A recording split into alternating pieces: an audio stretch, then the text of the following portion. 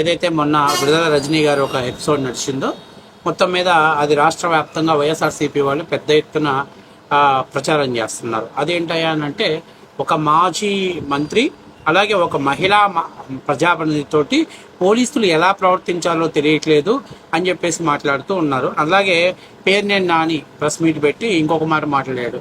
ఆడవాళ్ళతో ఎలా ప్రవర్తించాలో తెలియదా మీకు, మీ ఇళ్లలో తల్లి చెల్లి లేదా అని చెప్పేసి మాట్లాడుతున్నారు.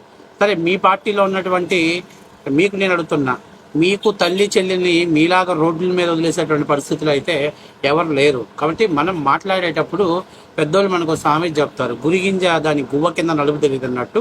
ఈరోజు మీ పార్టీలో ఆడవాళ్ళు రోడ్డు మీదకి వచ్చి రోధిస్తున్నారు. ఫస్ట్ ఆఫ్ ఆల్ మీరు చూసుకోండి. నువ్వేదో ఆడవాళ్ళను ఉద్ధరించే వాళ్ళలాగా ఆడవాళ్ళ గురించి పెద్ద ఎత్తున లెక్చర్లు ఇస్తున్నావు. గత 5 ఏళ్ళు మీరు అధికారంలో ఉన్నప్పుడు నిండు శాసనసభలో మహిళల్ని ఏ విధంగా గౌరవించారో అందరూ చూశారు. అట్లాగే ప్రత్యక్షంగా ప్రజలంతా కూడా చూశారు. సోషల్ మీడియా వేదికగా పక్క పార్టీ ఆడవాళ్ళని ఏ విధంగా గౌరవించారు. కాబట్టి ఇప్పుడు నీతులు చెప్పాల్సిన పని లేదు. ఫస్ట్ ఆఫ్ ఆల్ అసలు అక్కడ ఏం జరిగింది. కానీ వీళ్ళు చెప్తున్న వెర్షన్ ఏంటంటే, ఇప్పుడు వైఎస్ఆర్సీపీ పార్టీ వాళ్ళు చెప్తుంది ఏంటంటే, వాళ్ళు చెప్పే వెర్షన్ ఏంటి, విడుదల రజనీ గారు ఏదో నాదెండ్ల మండలంలో ఒక గ్రామానికి వెళ్ళారు. ఒక వైఎస్ఆర్సీపీ కార్యకర్తని పరామర్శించడానికి వెళ్ళి వస్తూ ఉంటే ఆమె కారులో కూర్చుంటే సిఐ గారు కిందకి దిగాలని చెప్పేసి కారులో నుంచి ఆమెను చేపట్టుకుని కిందకి లాగి బలవంతంగా పక్కకు నెట్టేసి కారులో చెక్ చేశారు అని చెప్పేసి చెప్తున్నారు. సరే, ఇక్కడ అందరూ ఆలోచించుకోవాలి.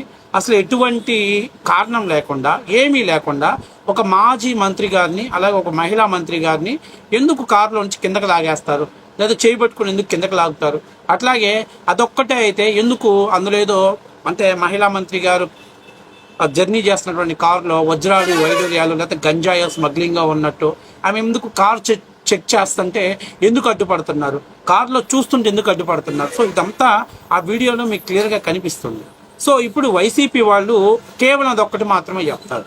కానీ అసలు అక్కడ జరిగినటువంటి విషయం ఏంటి వీళ్ళు దాచిపెట్టినటువంటి విషయం ఏంటయ్యా అంటే, వాస్తవానికి ఏదైతే వైఎస్ఆర్ కాంగ్రెస్ పార్టీకి సంబంధించినటువంటి వ్యక్తి అలాగే విడుదల రజనీ గారికి ఆంతరంగికంగా గతంలో పార్టీ కోసం పనిచేసినటువంటి వ్యక్తి ఎవరైతే ఉన్నారో అతను ఏదైతే ఈ యొక్క మానికొండ ప్రాంతానికి చెందినటువంటి శ్రీకాంత్ రెడ్డి అనేటువంటి వ్యక్తి, కందుల శ్రీకాంత్ రెడ్డి అనేటువంటి వ్యక్తి గతంలో వేరే వాళ్ళకి ఒకరికి అంగన్వాడీకి అయితే పిల్లలకి సప్లై చేస్తున్నటువంటి గర్భిణీ స్త్రీలకు కానీ పిల్లలకి కానీ సప్లై చేస్తున్నటువంటి కోడిగుడ్ల కాంట్రాక్టు మీకు ఇప్పిస్తానని చెప్పి వాళ్ళ దగ్గర నుంచి అక్షరాల 28 లక్షల రూపాయల డబ్బుల్ని లంచంగా తీసుకున్నాడు.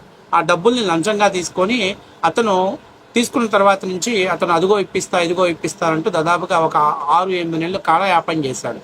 తర్వాత ఎవరైతే వీళ్ళు అంటే డబ్బులు ఇచ్చారో వాళ్ళు నాకు డబ్బులన్నా రిటర్న్ చేయండి, లేకపోతే నాకు కాంట్రాక్ట్ అన్నా ఇవ్వండి అని చెప్తే గతంలో చూద్దాం చేద్దాం అని ఏదో దాటవేసే ప్రయత్నం చేస్తున్నప్పుడు 1-2 సందర్భాల్లో గట్టిగా వార్నింగ్ అడిగితే దానికి అతను చెప్పిన మాట ఏంటంటే, నేను విడుదల రజనీ గారికి సంబంధించిన వ్యక్తిని, అంతేకాకుండా నేను విడుదల రజనీ గారికి డబ్బులు అంటే నేను ఏదైతే కలెక్ట్ చేశానో ఆ డబ్బులు మేడం దగ్గరికి వెళ్ళాయి, మీరు ఎక్కువగానే మాట్లాడితే మీ మీద ప్రైవేట్ కేసులు పెట్టి లోపల పెట్టిస్తాం, మీకు దిక్కున్న కాడు చెప్పుకోకండి అని చెప్పారు. సో 1-2 సందర్భాలలో ఈ విషయం పైన అనేక సార్లు ఎక్కడైనా బయట చెప్పినట్టయితే మీ మీద కేసులు పెట్టి మిమ్మల్ని జైల్లో పెట్టేసి అక్రమంగా అరెస్ట్ చేపిస్తానని చెప్పడంతో కొన్నాళ్ళు ఇది స్టడీసప్పుడు కాకుండా సైలెంట్గా ఉంది.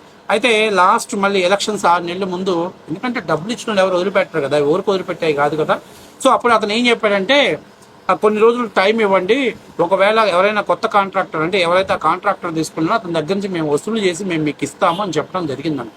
సో మొత్తం మీద అది ఆ డబ్బులు రాకపోవడంతో గతంలో వాళ్ళు పోలీస్ స్టేషన్కి వెళ్ళి కేసు పెట్టాలని చూస్తే ఏదైతే విడుదల రజనీ గారి ప్రధాన అనుచరుడు కావటం వల్ల అది కేసు తీసుకోవడానికి వాళ్ళు ముందుగా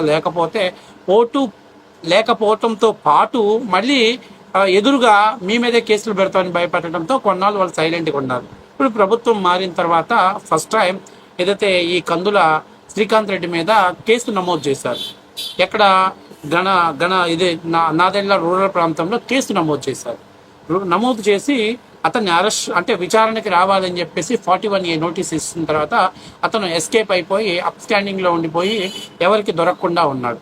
సరే, కొన్ని రోజుల తర్వాత మొన్న ఏదైతే ఇక్కడ జరిగినటువంటి వైఎస్ఆర్సీపీ జిల్లాలలో వచ్చినటువంటి పదవులు, కొత్తగా ఇచ్చినటువంటి పదవుల్లో మనోడు శ్రీకాంత్ రెడ్డి కదా, ఇక వదులుకుంటాడు జగన్మోహన్ రెడ్డి గారు. ఆయనకి ఏదో జిల్లా రివిజనల్ సోషల్ మీడియా కోఆర్డినేటర్ ఏదో పోస్ట్ ఇవ్వడంతో ఒకసారిగా అతను ప్రత్యక్షమయ్యాడు. సో అతను పలానా వ్యక్తి పలానా చోట ఉన్నాడు, పలానా చోట విడుదల రజనీ గారితో కలిసి ట్రావెల్ చేస్తున్నాడు, ప్రస్తుతానికి ఆయన విడుదల రజనీ గారికి పిఏగా వ్యవహరిస్తున్నాడు అని చెప్పేసినటువంటి పక్కా సమాచారం రావడంతో ఏదైతే వైఎస్ఆర్ కాంగ్రెస్ పార్టీకి సంబంధించిన కార్యకర్తని పరామర్శించడానికి విడుదల రజనీ గారు వెళ్ళిన చోట ఈ పోలీసులను చూసి అతను లోపల దాంకొనిపోయాడు, కాన్వాయ్లో దాంకొనిపోయాడు. మామూలుగా ఏంటంటే కాన్వాయ్లో బ్లాక్ ఫిలిం తోటి కార్ ఫిల్ చేస్తారు, డోర్స్ ఫిల్ చేస్తారు కాబట్టి మనిషి అంత కనిపించాడు, దాక్కొనిపోయాడు.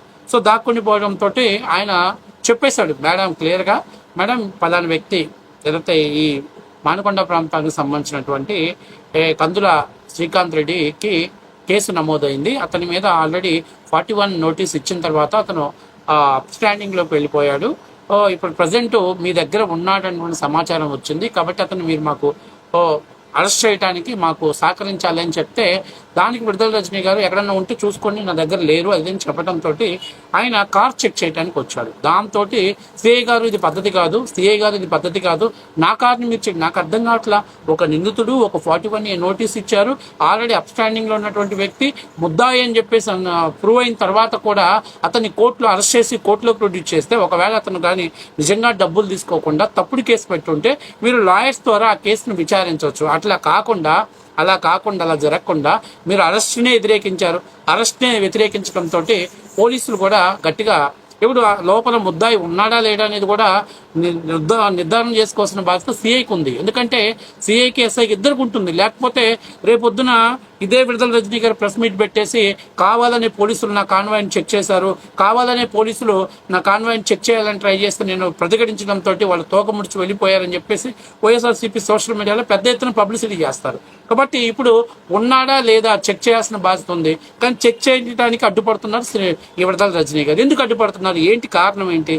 ఇప్పుడు అతను దొంగ, అతని మీద కేసు నమోదైంది, అతని చట్ట ప్రకారం 41A నోటీస్ ఇచ్చారు, నోటీస్ ఇచ్చి విచారణకు రమ్మంటే అప్స్టాండింగ్ అయ్యాడు. అలాంటి వ్యక్తి నీ పక్కన పెట్టుకొని తిప్పుకోవాల్సిన అవసరం ఏంటి?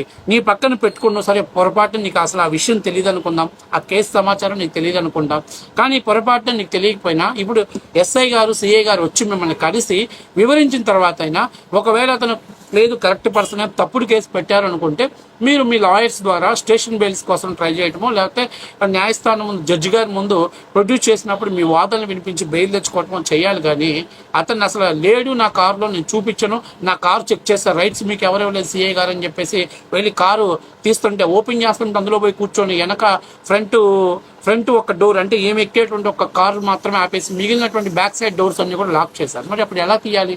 ఉన్నాడా లేదా చెక్ చేయాలి. ఎలా చెక్ చేయాలి? వీళ్ళు ఖచ్చితంగా ఎలా చెక్ చేయాలంటే ఖచ్చితంగా డెఫినెట్లీ ఏదైతే వీళ్ళు ఇప్పుడు అక్కడ ఉన్నటువంటి విడుదల రజనీ గారు పక్కకు తీసుకొని ఆ కారు చెక్ చేయలేదు.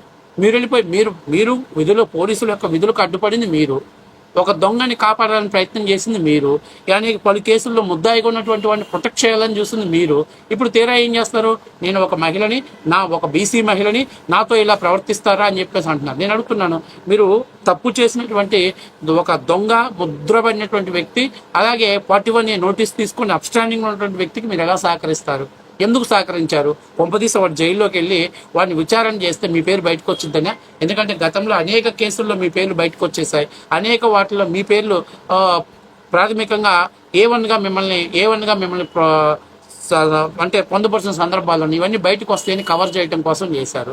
మీ తప్పుల్ని కవర్ చేసుకోవడానికి ఒక ముద్దాయిని కాపాడటానికి మీరు ప్రయత్నం చేసి మహిళతో ఎలా ప్రవర్తించాలి అంటే ముద్దాయిని దాచిపెట్టేటువంటి మహిళలతో ఎలా ప్రవర్తించాలి, పోలీసులు వాళ్ళని అరెస్ట్ చేయకుండా అడ్డుకునేటువంటి మీలాంటి వాళ్ళ మీద ఏం చేయాలి, ఎటువంటి చర్యలు తీసుకొని చట్ట ప్రకారం మీ మీద కేసులు పెట్టాలి. సో ఇవన్నీ దాచిపెట్టేసి విడుదల రజనీ గారు నన్ను చేయబట్టుకొని బయటికి లాగారు, నన్ను కారులోంచి కిందకి లాగేశారు, నా చీర పట్టుకొని లాగేశారు, ఇవి మాత్రమే చెప్తారు. అసలు స్టోరీ చెప్పట్లా. ఒక 28 లక్షలు ఎస్కేప్ అంటే మోసం చేసి ఒక చీటర్, అది మోసపోయిన వ్యక్తి ఎవరు? వైఎస్ఆర్సీపీ పార్టీకి సంబంధించినటువంటి రత్నాకర్ రెడ్డి అనేటువంటి వ్యక్తి, మీ పార్టీకి సంబంధించిన వాడే. మీరు పరిష్కారం చేయలేదు కాబట్టి అతను ప్రభుత్వం మారినాక కేసు పెట్టాడు. లేదు ఫాల్స్ కేసు అంటే కోర్టుకి వెళ్ళి ఫైట్ చేయండి దాని మీద, లేకపోతే మీ పార్టీ కార్యకర్త గట్టి పిలిపించుకుని మాట్లాడండి. కానీ ఇవేమి చేయకుండా మీరన్నీ దాచిపెట్టేసి ఒక ముద్దాయిని రక్షించేసి బయటికి ఇవన్నీ దాచిపెట్టేసి లేదు మేము చాలా మంచి వాళ్ళం, మాతో ఇలా ప్రవర్తించారని చెప్పడం అనేది నిజంగా చాలా దారుణమైన విషయం.